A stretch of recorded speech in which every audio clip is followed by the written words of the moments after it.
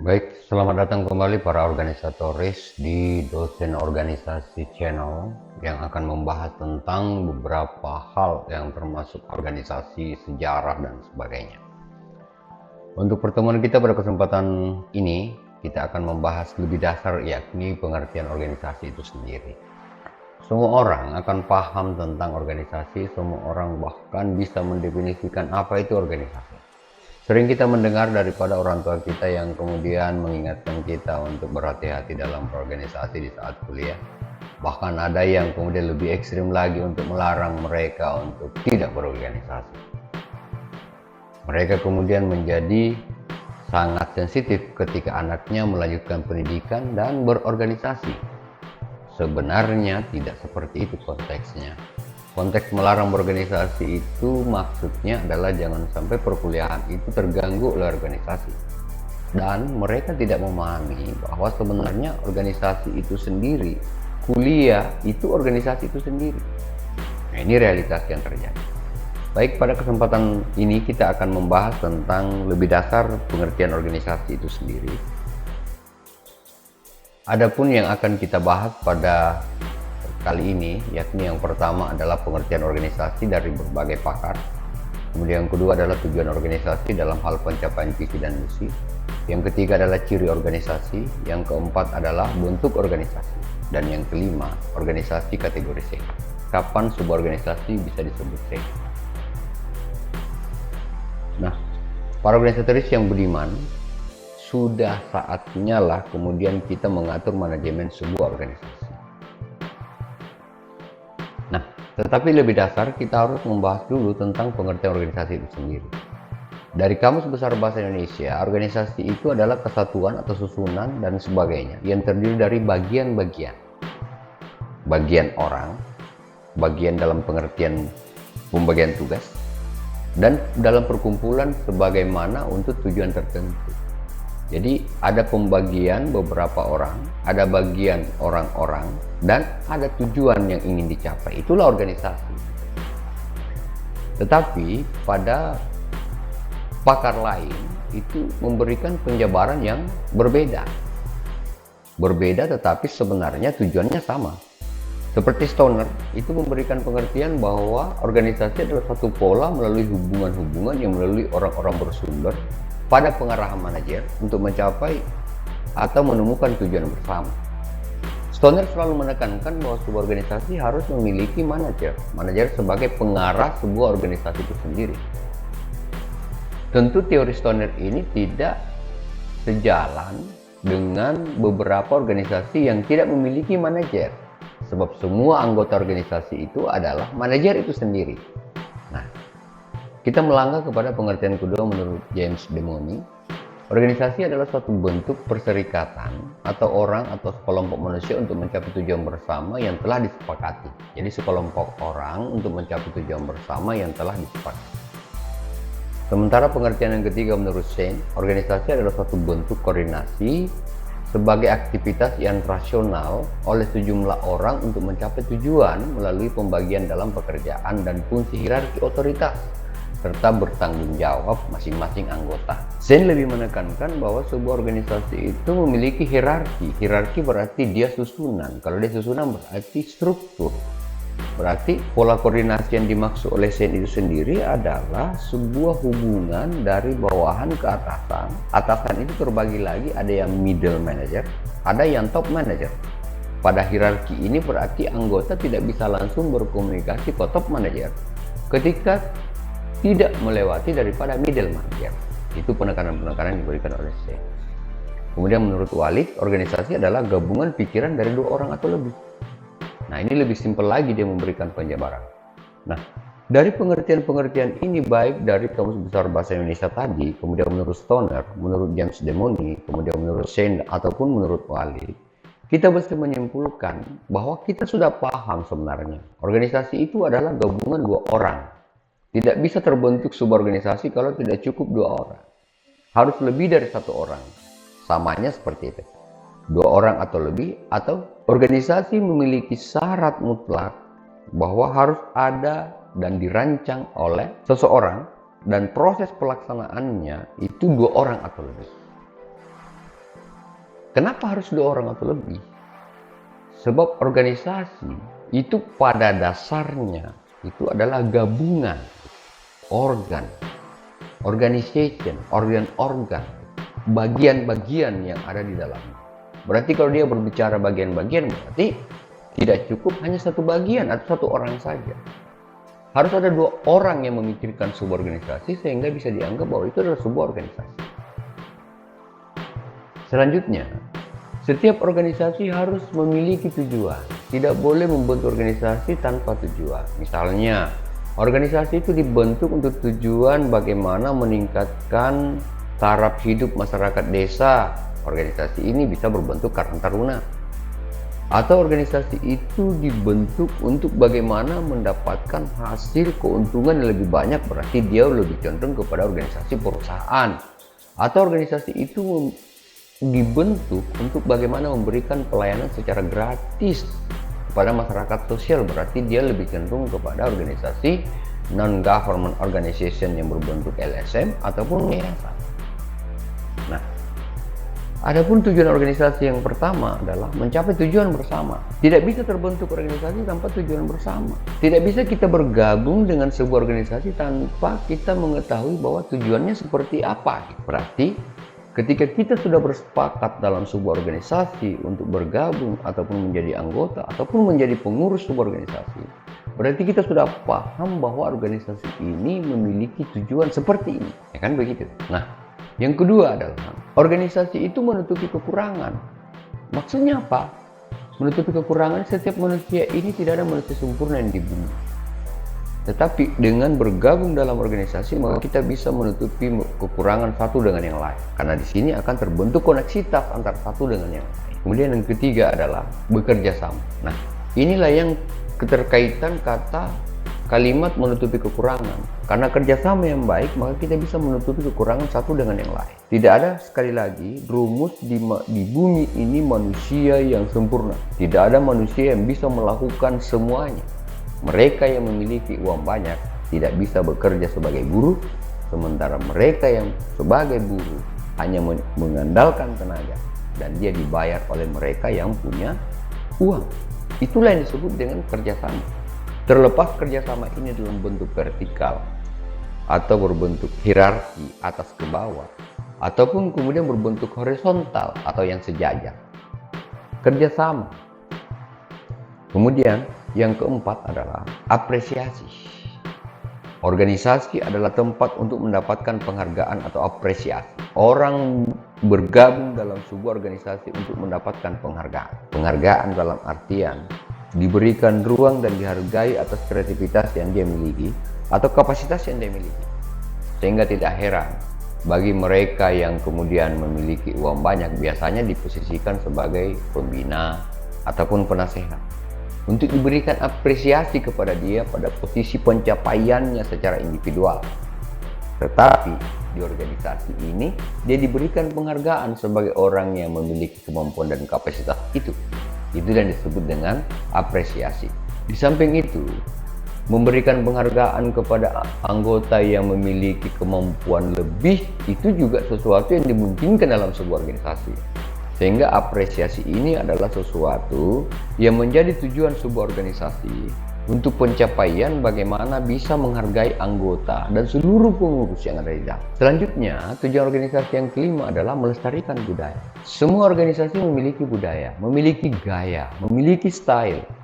Organisasi satu dengan organisasi yang lain. Contoh organisasi kemahasiswaan, HMI misalnya, jelas dia punya budaya yang tentu ada ciri khas tertentu yang menjadi pembeda antara HMI dengan PMII, ataupun kemudian IMM, ataupun kemudian GMKI.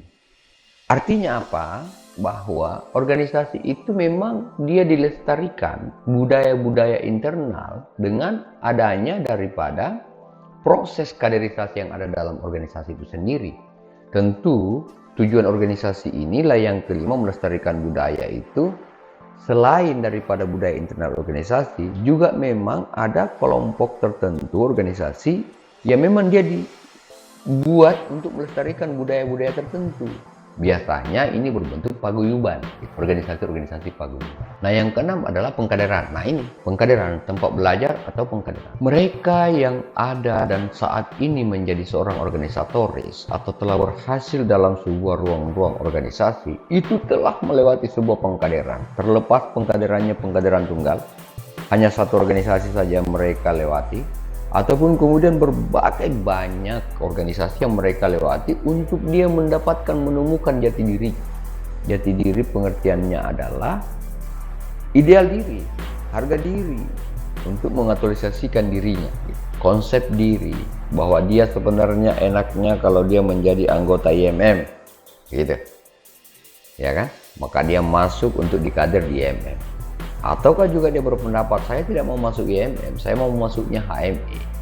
Maka dia mengikuti pengkaderan LK1 dan seterusnya di HME. Ataupun kemudian masuk di PMI atau organisasi apapun, pengkaderan. Mereka membutuhkan tempat belajar. Nah, dari tempat belajar inilah kemudian mereka terkader, maka mereka disebut kader.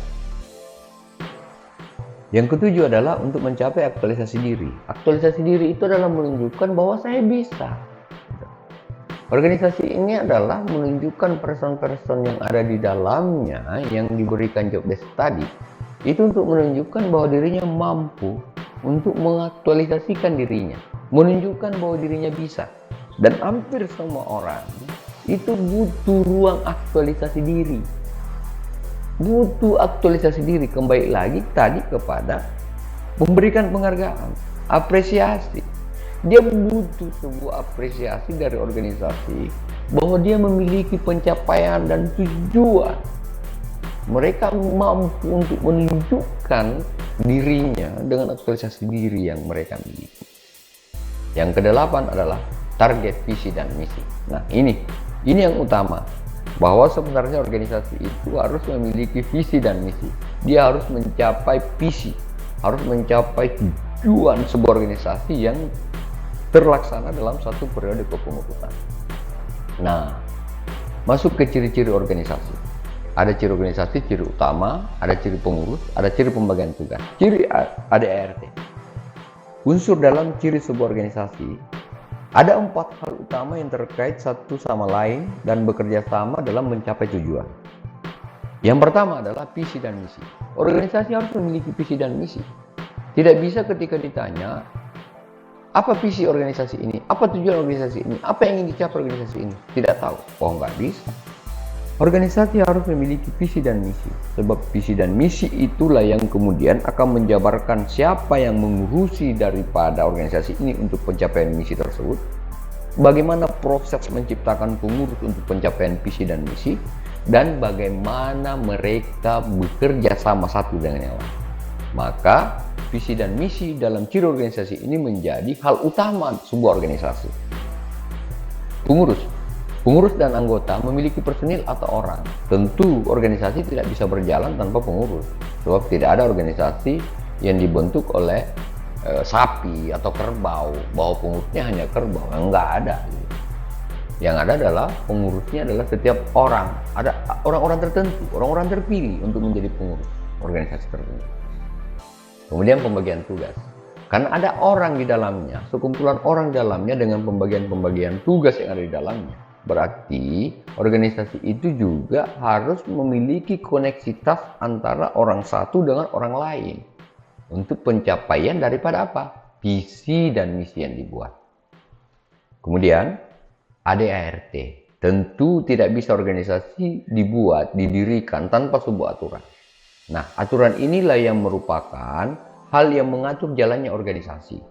Bahwa protap yang dibuat, jalan yang dibuat, relnya dalam ADART itulah yang dilewati oleh seluruh pengurus dalam mengkoneksikan dirinya baik secara internal maupun eksternal antara pengurus satu dengan pengurus yang lain untuk mencapai tujuan mereka sampai kepada pencapaian visi dan misi sebuah organisasi.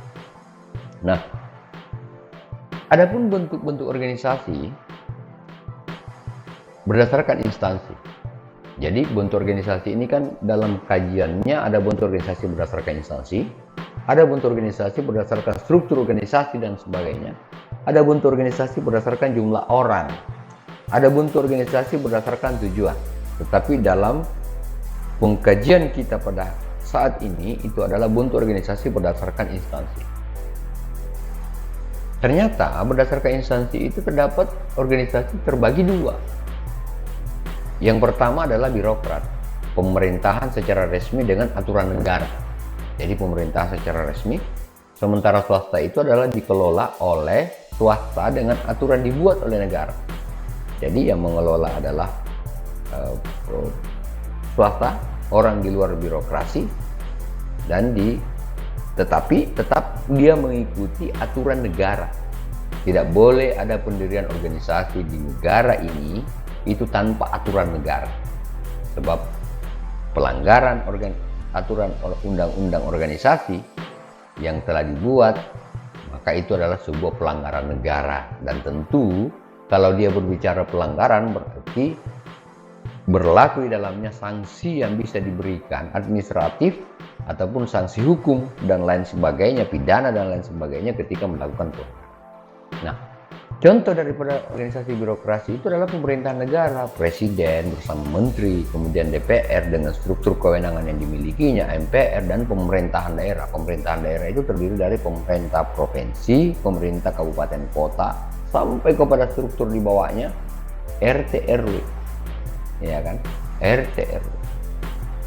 Kemudian pemerintahan, contoh dari organisasi swasta itu adalah bank, organisasi sepak bola, organisasi mall, organisasi asuransi mobil, asuransi motor, toko jual beli.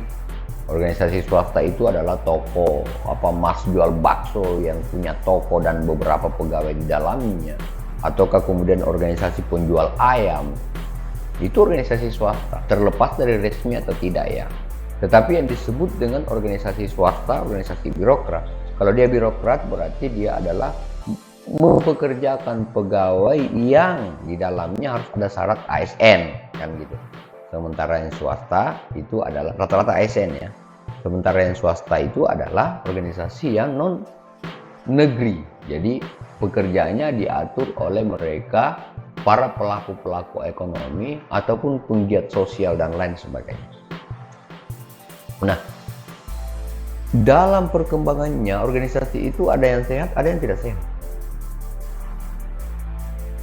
Nah, disinilah kredibilitas kelembagaan dibuat.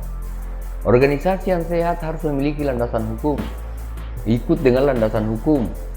Nah, tentu kalau dia berbicara landasan hukum berarti organisasi ini berdiri, landasan hukumnya apa? Apa yang menjadi fondasi dasar yang dimiliki oleh mereka para pengurus organisasi sehingga membentuk organisasi ini?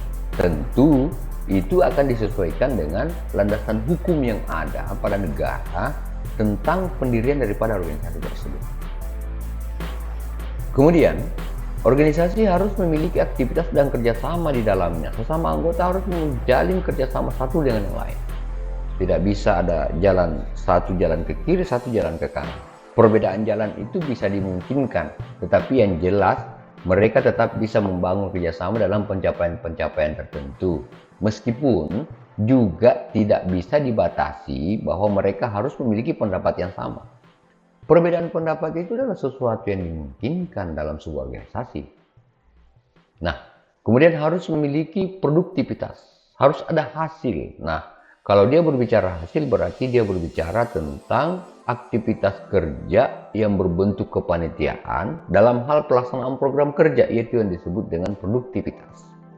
Kalau organisasi didirikan, lahirnya saja ada, kemudian tidak ada kegiatan, lalu kemudian tiba-tiba menghilang, nah itu kan tidak produktif. Tentu organisasi ini tidak masuk kategori tidak sehat. Kemudian pengawasan, terkontrol dan bisa dievaluasi. Tidak bisa organisasi itu tidak terkontrol. Presiden saja diawasi oleh DPR. Bagaimana bisa sebuah organisasi tidak bisa dikontrol? Harus bisa dikontrol. Tetapi lagi-lagi bahwa urusan kontrol ini harus disesuaikan. Kalau dia berbicara tentang organisasi swasta dengan owner, maka owner itulah yang kemudian melakukan pengawasan, ya kan? Yang mengawasi dan mengontrol daripada aktivitas semua pekerja. Kemudian periodik, harus ada periodisasi kepengurusan. Periodisasi kepengurusan, kapan dia berganti. ya kan? Ini organisasi-organisasi sosial ini yang dimaksud ya. Jadi kepengurusan itu adalah kepengurusan yang bisa berganti, bukan bisa berganti, harus berganti pada periode tertentu. Misalnya dia menjadi ketua umum partai A, ketua umum partai B, dan sebagainya. Dalam hal tertentu maka ada masa kepengurusan yang disebut dengan periodisasi kepengurusan. Contoh, ketua umum partai A, periode kepengurusan 2020 sampai 2025. Contoh, berarti pada tahun 2025 mau tidak mau harus dilakukan pergantian. Tentu cara pergantiannya adalah melewati mekanisme dan aturan yang ada.